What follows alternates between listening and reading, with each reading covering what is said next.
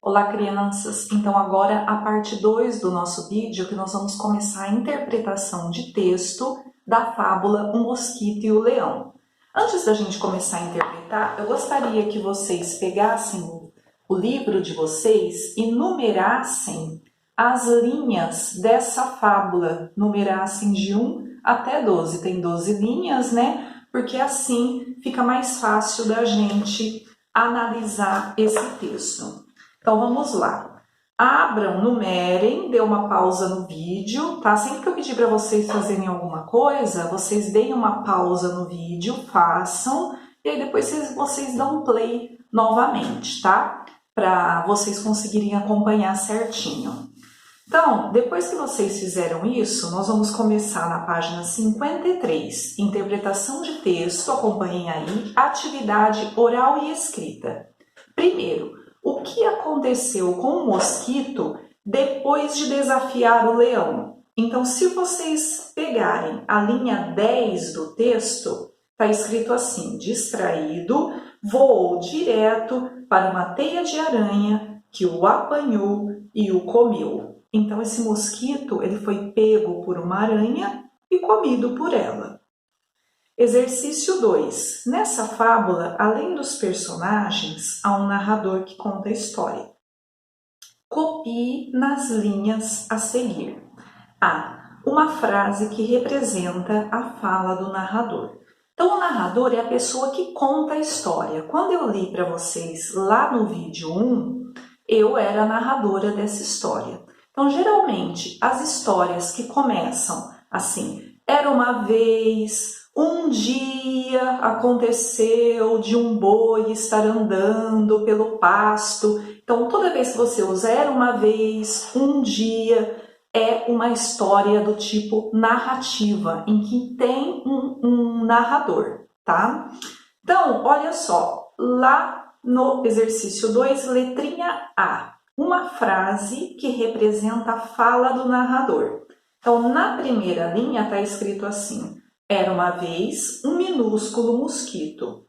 Então, era uma vez um minúsculo mosquito, ele representa a fala desse narrador, que pode ser qualquer pessoa, pode ser a professora, pode ser alguém da sua família que esteja lendo uma fábula para você, pode ser você mesmo que esteja contando uma história. Então, sempre que você conta uma história, você é o narrador daquela história. Letrinha B. Uma frase que seja a fala de um personagem. Então, lá na linha 3, observem que a gente tem escrito assim, ó: não tenho o mínimo medo de você. E essa frase tem um travessão. Então, como nós já vimos, o travessão indica que algum personagem está dizendo alguma coisa, está falando, né? Então, na letrinha B, não tenho o mínimo medo de você, é um exemplo de uma fala de um personagem dessa fábula. Exercício 3. Quem são os personagens dessa fábula?